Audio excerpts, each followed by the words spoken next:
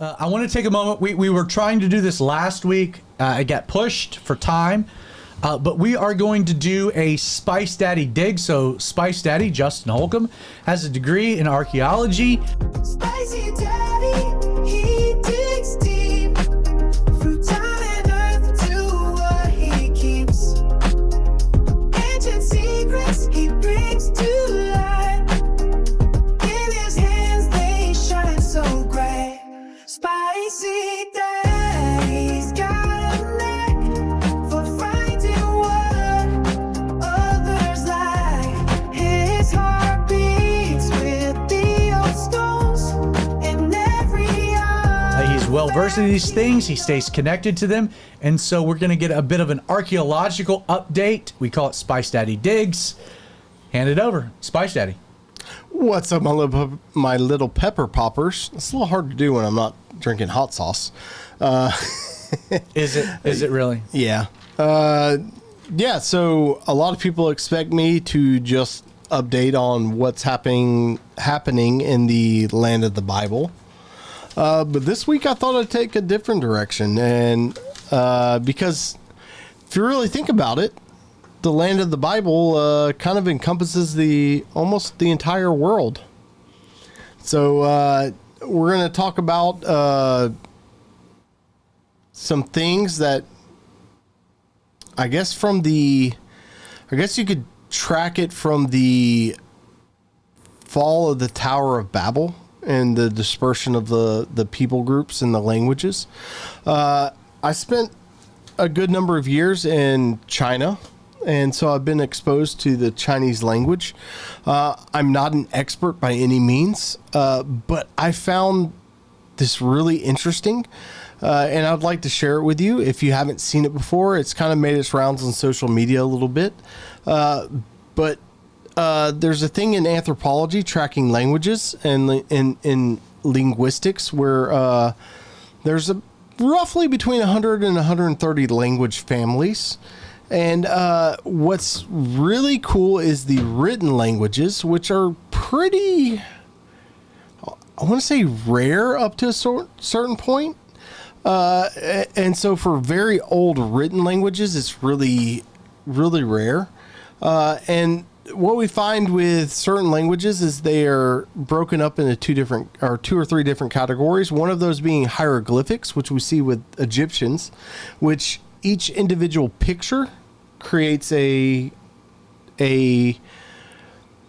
word. So it's unlike our language, which would be called phonetic, which is based on the Phoenician letters. Yeah, I was going to ask, like our language for context. Right. So each symbol is a symbol of a sound that we make, and we put those together to create our language. It's like hooked on phonics works for me. Correct. But there are certain languages like ancient Egyptian and the Chinese language and many of the other Chinese languages or Asian languages. Japanese not all of them, but they use the Chinese characters that are actually hieroglyphic in nature, and each symbol has a meaning, and you can stack those on one on top of the other. So if we go back in time a little bit before the modern what we call simple Mandarin or traditional Chinese characters, or I forgot the exact name, something like simple characters. Simplified Chinese. Simplified Chinese, which is what the Chinese Communist Party did. Generally, that's associated with Mandarin in the mainland. But each one of the characters that you see is a full word, and each of those is a combination of different characters to So do we have an example? Yeah, I picked out a couple of them. I didn't want to get fully into it, and you can find these on YouTube and stuff like that. So the original ones were found is from some characters, ancient Chinese characters found on bone, and it's really cool. So if we kind of pull up some of those bone characters, which have morphed into Chinese ones, the word for boat, very interesting. So the word for boat is a combination of three different characters. You got the first one, vessel. The next one is the word for the number 8, and then the word for people. So instead of phonetically, it's illustrative in some correct. Some regard. So the word boat in what we would say traditional Chinese is a combination of 3 different characters: vessel, 8, and people. So that should sound very familiar to you. So if you're listening to the podcast, you can't see the image that was just put on the screen. So we would encourage you to go to our YouTube channel, Outlaw Radio. .live. You can watch this. You can see the actual image, or you can just search it for yourself. Again, acknowledging that not everybody can see, but like the image that was put up shows the 3 different characters that make up boat, and how they individually represent 3 different things. 3 different things combined into one, and that then again, show it again, combines into a whole word meaning boat.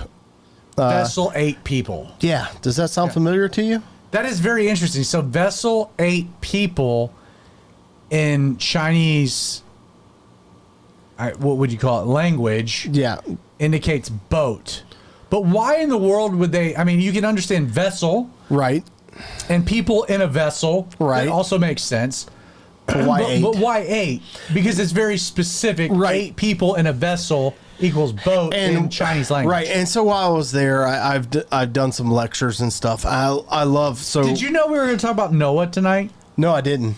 So how? No, I didn't. In fact, Yeah. It was going to be last planned week. this last week. I did plan this last week. I've had these pictures in my. I had no computer idea this was from the last what? week. God production. wills it. God, what Deus Volt? The production schedule. Right. So This was not coordinated. Thank you, Randy. Right. So so I taught English, right? And part of that was teaching English not out of school, was teaching some other You people. taught English where? Different places. I don't want to give that away. What I continent? used What? Asia, China. I Okay, used okay, 60. I basically used 66 different books, ancient books, to teach English some of the time.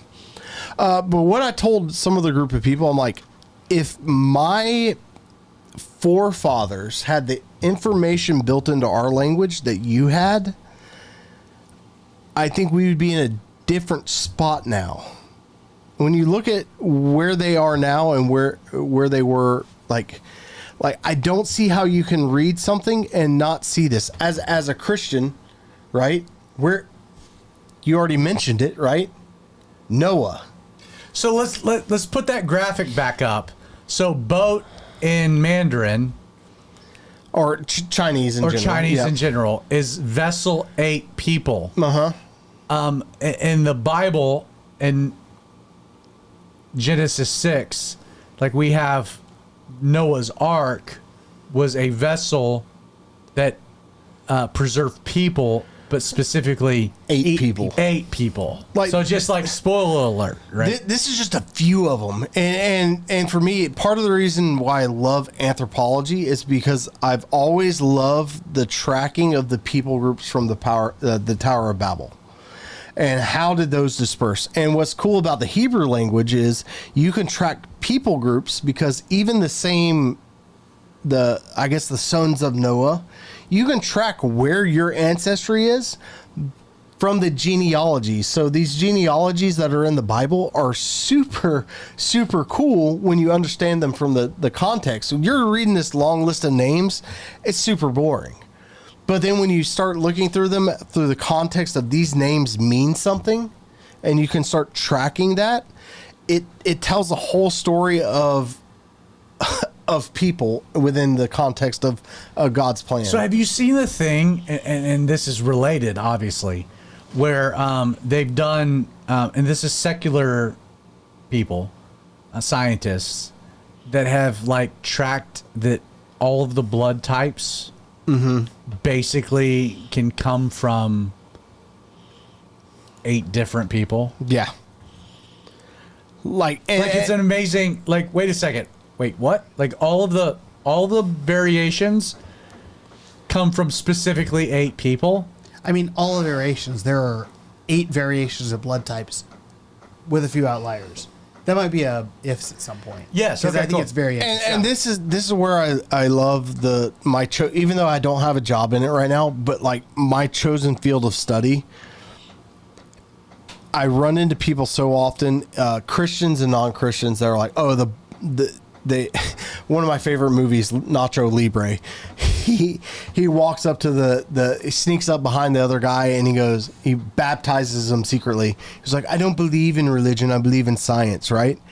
And I'm like, why can't we have both? And when you start studying the Bible and you start studying these ancient people groups and their languages and their cultures, it matches up with what the Bible says.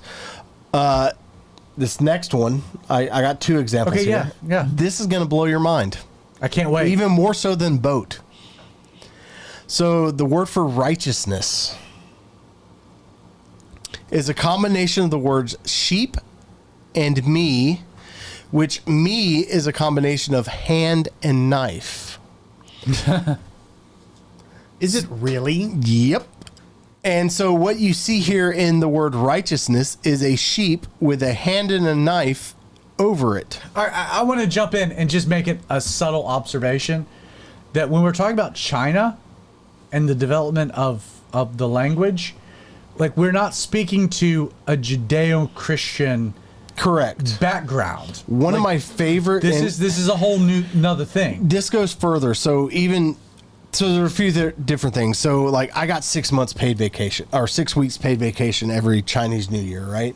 So I'd use that time to travel, and everywhere I went in Asia, like a specific example, I went to Laos, right? Random communist country, went to go visit some garden, like a botanical garden, and they had little signs, and they went through the creation story they had, and I was like, oh, this sounds familiar. Mm-hmm. And that's a lot of different places. You see these constant similarities between different stories. But even further so, within even Beijing, there's a place called the Temple of Heaven. And you start looking through the history of it and what they were doing there. They were making sacrifices to this god named Shangdi, the ruler of heaven, and things like that. And I'm just like, how did you miss this? And it was so obvious for me, who serves the God of heaven, to look at that and be like, how do you miss this obvious thing? Can I make I don't quite know how this works out theologically, but I do know that Jesus at some point says that he has sheep that we do not know. I think that at least some of those sheep are in some way related to the fact that there are these kind of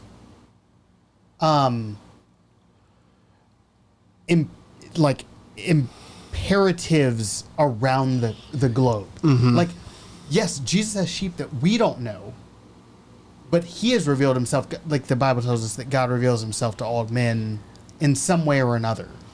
Right. Like, there are definitely people who, like we say, how did you see this and not know? I think that there are definitely people who saw it and understood. But Does that make sense to you guys? Well, that goes back to Am I on a wild ledge or anything? Absolutely, I totally agree with you. That goes back. Show that righteousness again. What does that mean to you? A sheep or a hand and knife over a sheep. It's the gospel story. Sacrificial atonement. Right. And that is That so equals amazing. righteousness. And these aren't the only Right. two ones. You start looking through some of these ancient things and you're just like, holy crap. And then I look back on my heritage and my people, and I start thinking about these thousands of years of Germanic and English and Anglo-Saxon people, and I'm like, if we had this, would we have been the same pagan culture that we had before? And I don't know. How do you look at this? And think it's Jesus great. says, when he's talking to the Pharisees, he says, if the signs that I showed you today were shown in Sodom and Gomorrah, they would have turned. right. Like, I don't know exactly where the Queen of Sheba had as much revelation. Right. Yeah. It is. So that goes back to like to me it was a when I first learned about this while I was in China, I was just like, this is awesome. And then again, I started thinking back on my heritage because I've just done my 23andMe and found out how white I actually was. Which we already knew. I already knew, but I thought I'd find something interesting in there or different. But it was still, but like all these people groups, and you can see how little it takes for a culture that has all the information to go to where they are now and stay that way. And it all the way to the Jewish people who had the Messiah, the God in flesh living among them, and they crucified him. And how fickle we are as humans to look on that and just throw it all away. So as an unmarried 30-something with no kids, I would like to just say that that is also true for parents out there with their kids. Like, you can show them all of the things. And the Bible tells us that train a child in the way that he should go, and he will stay that. I can't think of the actual, but he will stay in that. That is absolutely true. But at the same time, kids go wild when they get out of their parents' house all of the time. But as soon as they leave that, and they have all of the history behind them, keep an eye on your kids. Do your best. But the main reason why I brought this up today is because I think so often we teach the Bible as just stories, and we read through the Bible, and I can sit here all day long and see I've lived and I've seen these actual places that are listed in the Bible. But you and who may or may not be Jewish, like, the Bible is true. Science proves that. History proves that. Your ancient ancestors prove that, whether they knew it or not. That's so cool. And extra biblical evidence supporting the Bible helps you to know that what you read in God's word is true and can track. That's fantastic. Let's pivot back to the story of Noah.